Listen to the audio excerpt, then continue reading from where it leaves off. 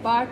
जो right part होता है it is oblique and larger and it lodges the branch of right coronary artery. Right coronary artery की जो branch होती है वो इसमें लॉज करती है. इसी तरह वो कहता है कि जो लेफ्ट एट्रियोवेंट्रिकुलर ग्रूव होता है वो छोटा होता है, ठीक है, and it is more horizontal in position.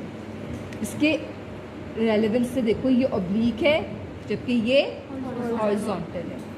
यहाँ पे लेफ्ट कॉर्नरी आर्टरी की ब्रांच लॉन्च करती है, ठीक है. पोस्टीरियरली इसको हम कहते हैं कॉर्नरी साइनस, ठीक है. This is known as coronary sinus, ठीक.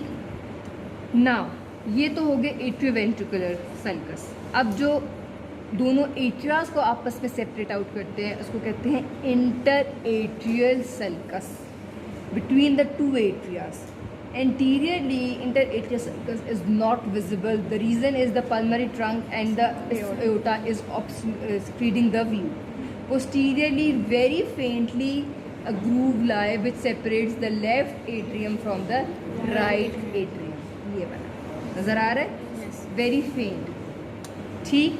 इसी तरह इंटरवेंट्रिकुलर सल्कस या ग्रूव प्रेजेंट होता है जो कि दोनों वेंट्रिकल्स को आपस में सेपरेट करता है, ये वाला, ठीक है, which is separating the right ventricle from the left ventricle. इसके भी दो पार्ट्स होते हैं, एक एंटीरियर इंटरवेंट्रिकुलर ग्रूव होता है और एक पोस्टीरियर इंटरवेंट्रिकुलर ग्रूव.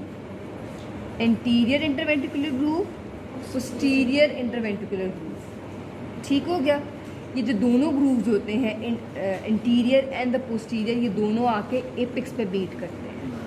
कॉमन उनकी यूनियन क्या है, एपिक्स, ठीक हो गया. ओके जी. इसके अलावा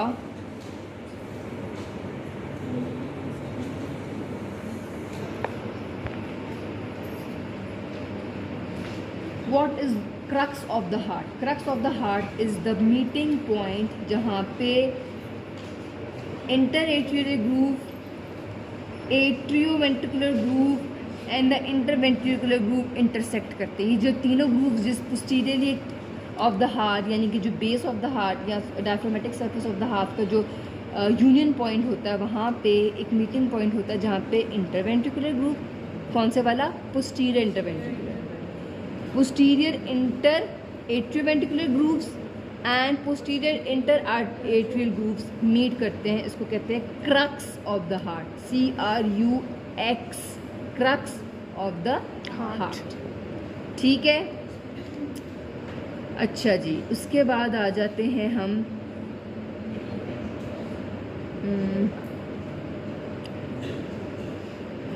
हाँ, एक और चीज़ रह गई है. हमने अभी बात की थी ना कि ये राइट बॉर्डर होता है जो कि सुपीरियर वेना केवा से शुरू होता है, इन्फीरियर वेना केवा.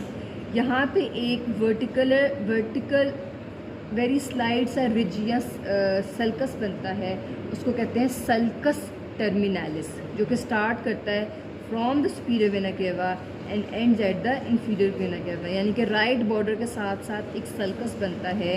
वो सल्कस क्यों बनता है कि जो हमारा राइट एट्रियम होता है इसका जो इंटीरियर होता है वहाँ पे एक रिज होती है, उसको कहते हैं क्रिस्टा टर्मिनालिस, जो अंदर से नज़र आती है.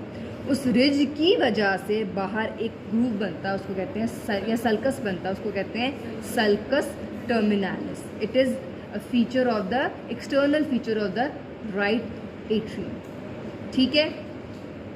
एपिक्स में दोनों कंट्रीब्यूट करते हैं. ज़्यादा पार्ट होता है लेफ्ट वेंट्रिकल का, very few part of the right ventricle. Right border में दोनों एट्रियम, आपका सिर्फ और सिर्फ जो राइट एट्रियम होता है वो कंट्रीब्यूट करता है, नो वेंट्रिकल, ठीक है. जो हमारा इंफीरियर बॉर्डर था उसमें right atrium and right ventricle. जो लैटरल वाला है वहाँ पे left ventricle and left atrium. Sternocostal surface पे दोनों वेंट्रिकल्स और राइट एट्रियम, और जो डायफ्रामेटिक सरफेस है उसमें दोनों वेंट्रिकल्स. जो हमारी बेस है उसमें दोनों एट्रियास, ठीक हो गया, समझ आ गई है. आई डोंट नो कितना मुश्किल था उसमें कि था